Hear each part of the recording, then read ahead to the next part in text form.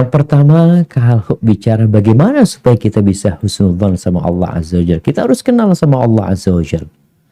Tak kenal maka tak sayang. Kita tuh kadang-kadang kalau punya kawan ya, kawan baik kita. Kemudian tahu-tahu satu hari kita berjumpa sama dia tuh seakan-akan nggak ngelihat kita. Dia pergi gitu saja.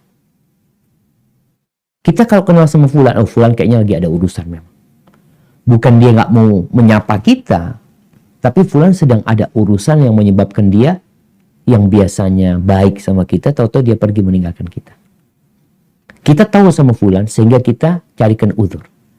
Orang yang kenal sama Allah Azza wa Jalla, maka dia akan terus berbaik sangka sama Allah Azza wa Jalla. Semua yang Allah berikan kepada kita itu baik buat kita. Tiap hari kita mengatakan Bismillahirrahmanirrahim. Alhamdulillahi Rabbil Alamin. Diulangin lagi Ar-Rahmanir-Rahim. Maliki Yaumiddin. Itu ayat per ayat kalau kita renungkan, kita akan tahu ternyata Allah itu sangat sayang sama kita. Allah itu lebih sayang sama kita daripada orang tua kita.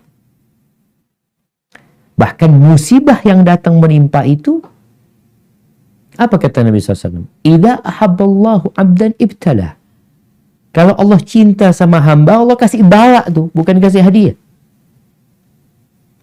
Karena manusia secara tabiat, kalau dikasih kekayaan, dikasih kesehatan terus, bisa jadi dia lupa sama Allah Azza wa Jalla. Kesian dia masuk neraka nantinya dengan nikmat yang Allah berikan. Allah Azza wa Jalla mengatakan innal insana la yatgha ar-ra'ahu istaghna. Sesungguhnya manusia benar-benar melampaui batas saat dia melihat dirinya udah cukup, udah nggak butuh sama orang karena dia punya semuanya. Jadi nggak benar tuh dia. Tapi ketika susah jadi ingat sama Allah Azza wa Jalla. Maka hibati fillah, ada banyak hadis yang menjelaskan bagaimana hikmah dari musibah yang menimpa. Dalam sebuah hadis dikatakan innallaha la yahmi 'abdahu dunya wa huwa yuhibbu. Allah tuh benar-benar menyelamatkan hambanya dari dunia. Padahal dia cinta sama tuh dunia, tapi Allah jauhkan dia dari dunia. Sebagaimana kalian dicontohkan dengan kehidupan kita. Kalau ada keluarga yang sakit, apa yang dilakukan oleh keluarganya? Nggak boleh makan ini, nggak boleh makan ini. Apakah karena benci? Karena sayang sama dia. Ini orang sedang batuk berat minta es krim. Keluarga nggak boleh. Lu gimana? Kok nggak sayang sama anak? Anak minta es krim nggak dikasih. Ini bentuk sayang dan cinta. Kalau nggak sayang dikasih.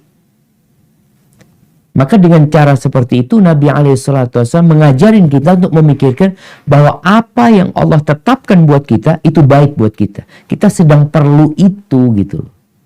Kemudian hal yang kedua, kita perlu melihat bahwa nikmat Allah itu banyak.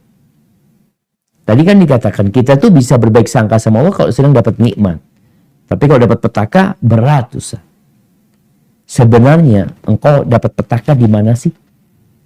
Berapa petaka yang menimpa? 1, 2, 3, 4, 5, 6, 7, 8, 9, 10. Ada banyak orang mengatakan ana sudah jatuh ketimpa tangga. Berarti 2 musibah dia. Ana sudah jatuh ketimpa tangga kesetrum lagi Ustaz. 3 musibah dia. Ada orang yang banyak musibah. Tapi kalau dia melihat nikmat yang Allah berikan, hitung tuh nikmat. Engkau hitung. Engkau bikin buku nikmat sama buku musibah.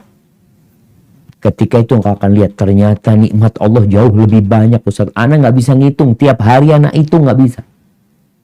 Nambah lagi, nambah. Karena ada nikmat yang tiap hari dia diperbaharui sama Allah Azza wa Jalla. Tapi musibah selesai pergi. Maka jangan lupa melihat nikmat yang Allah berikan. Masih ingat cerita seorang yang dipenjara karena hutang. Hutangnya pada waktu itu hampir 1.850.000 real. Akhirnya dia dipenjara ingin bunuh diri. Karena dalam bayangan dia Aduh, nggak bisa bayar utang. Gimana sudah? Akhirnya dia akan hidup di penjara situ sampai utangnya dilunasi. Datang seorang ustaz mengatakan kepada dia, "Ana dengar ente mau bunuh diri." Kata, "Iya, ini itu berapa sih utangnya?" Kata dia, 850.000 real. "Absyir, ana kasih 1 juta."